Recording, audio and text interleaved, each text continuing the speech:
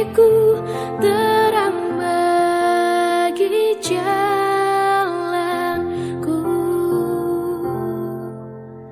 Shalom, salam sejahtera untuk kita semua. Bersyukur hari ini kita semua masih diberi kesempatan dengan leluasa untuk menikmati berkat firman Tuhan melalui KPA Online. Sebelum kita mendengarkan firman Tuhan, mari kita berdoa.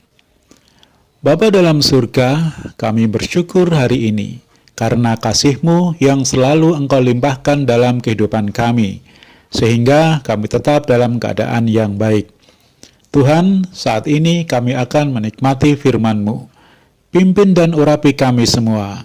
Biarlah firman-Mu menuntun dan memberi kekuatan kepada kami dalam kami mengiring Engkau. Terima kasih Tuhan. Kami akan sambut berkat firman-Mu dengan penuh ucapan syukur di dalam nama Tuhan Yesus Kristus, Juru Selamat kami. Haleluya. Amin. Saudaraku yang terkasih, tema hari ini tentang kekecewaan dan kekhawatiran. Kita akan baca dalam Yakobus 4 ayat 8a.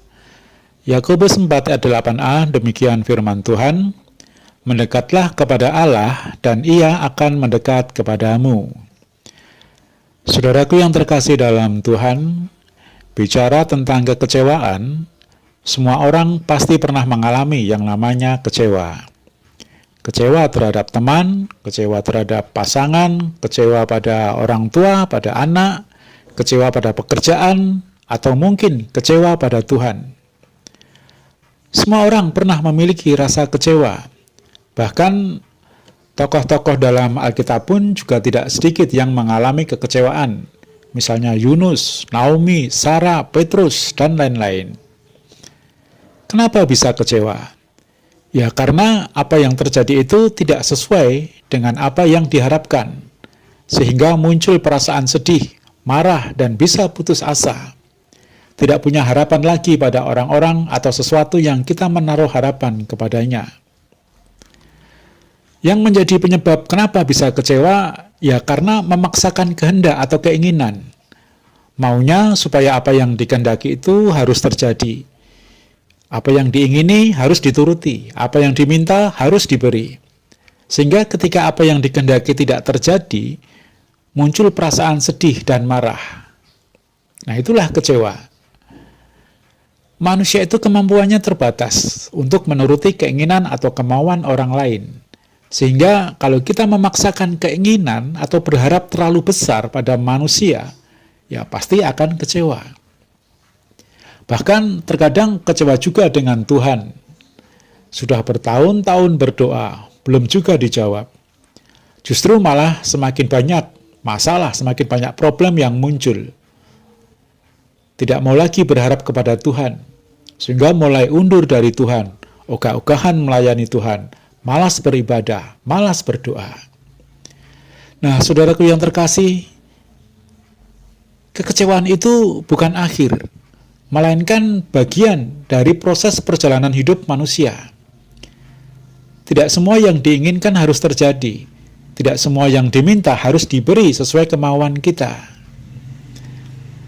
Supaya tidak menjadi kecewa atau berlarut-larut dalam kekecewaan, ada beberapa hal yang harus kita pahami. Yang pertama, ketika berharap kepada seseorang, pahamilah bahwa orang itu juga mempunyai kelemahan-kelemahan dan kemampuan manusia itu terbatas. Maka jangan memaksakan diri supaya apa yang diharapkan itu harus terjadi, harus sesuai dengan apa yang kita inginkan. Karena endingnya pasti kecewa.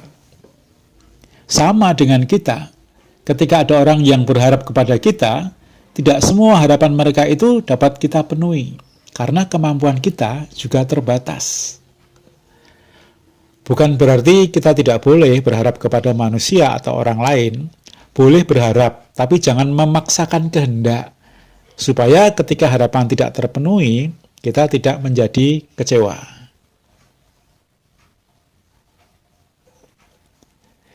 Yang kedua, ketika berharap kepada Tuhan, berdoa kepada Tuhan, dan Tuhan tidak menjawab. Tuhan tidak menjawab doa bukan merupakan bukti kalau Tuhan itu menolak doa. Tapi Tuhan tahu waktu yang terbaik kapan doa itu dikabulkan. Tuhan izinkan kita mengalami semua itu, bukan karena Tuhan tidak sanggup, bukan karena Tuhan itu jahat, tapi karena Tuhan tahu apa yang terbaik untuk saya dan saudara. Nah, saudaraku yang terkasih, yang harus kita lakukan adalah tetaplah berdoa. Dalam 1 Tesalonika 5 ayat 17 dituliskan, tetaplah berdoa. Kita tidak tahu kapan Tuhan menjawab, maka tetaplah berdoa dengan tiada hentinya. Kemudian menyerahkan kekhawatiran kepada Tuhan. Dalam 1 Petrus 5 ayat 7 dituliskan, serahkanlah segala kekhawatiranmu kepadanya, sebab ia yang memelihara kamu. Meskipun doa kita belum dijawab, tetapi Tuhan tetap memelihara kita. Dalam menantikan jawaban doa, Tuhan tidak akan membiarkan kita. Dia akan memelihara hidup kita. Lalu menyerahkan kepada Tuhan. Mazmur 37 ayat 5 dituliskan, serahkanlah hidupmu kepada Tuhan dan percayalah kepadanya, dan ia akan bertindak. Menyerahkan hidup kita dan percaya kepada Tuhan, maka Tuhan akan bertindak. Jadi, saudara-saudaraku yang terkasih, tidak perlu menjadi kecewa jika harapan kita belum terpenuhi. Tidak perlu kita khawatir jika doa kita belum terjawab. Seperti ayat yang kita baca di awal tadi, mendekatlah kepada Allah, dan ia akan mendekat kepadamu. Maka, tetaplah bersandar kepada Tuhan Yesus yang baik, yang tahu segala keperluan dan permasalahan hidup kita. Sebagai ayat yang terakhir, mari kita baca dalam Filipi 4 ayat 6. Filipi 4 ayat 6, janganlah kamu khawatir tentang apapun juga, tetapi nyatakanlah dalam segala hal keinginanmu kepada Allah dalam doa dan permohonan dengan ucapan syukur. Haleluya. Amin. Demikian saudaraku, firman Tuhan yang singkat ini kiranya menjadikan berkat bagi kita. Mari kita berdoa. Bapa dalam surga, kami bersyukur atas firman-Mu hari ini.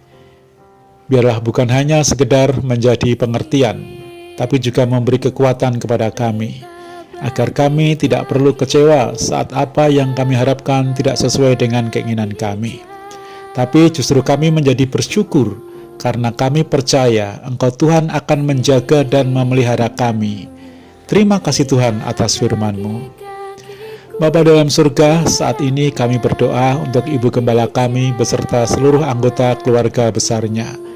Juga untuk seluruh sidang jemaat-Mu di Pelita Kasih dimanapun mereka berada. Kiranya Tuhan menjaga, melindungi, dan memberkati mereka semua. Berkati usaha pekerjaan dan mata pencaharian mereka. Studi anak-anak mereka kiranya Tuhan berkati. Cukupkan segala kebutuhan mereka. Jauhkan mereka semua dari sakit penyakit dan mara bahaya. Biarlah mereka tetap tinggal di dalam kasih dan perlindungan-Mu. Terima kasih Tuhan. Untuk umat-Mu yang saat ini sakit, tolong Tuhan sembuhkan. Yang susah, tolong hiburkan. Yang kekurangan, Tuhan tolong cukupkan. Dan yang sedang dalam pergumulan, kiranya Tuhan turut campur tangan dalam kehidupan mereka. Terima kasih Tuhan atas segala kasih-Mu bagi kami. Kami bersyukur atas hari ini yang telah Engkau berikan kepada kami. Dan kami akhiri KPA hari ini dengan penuh ucapan syukur di dalam nama Tuhan Yesus Kristus, Juru Selamat kami. Haleluya. Amin. Tuhan memberkati kita semua. Terang bagi jalan.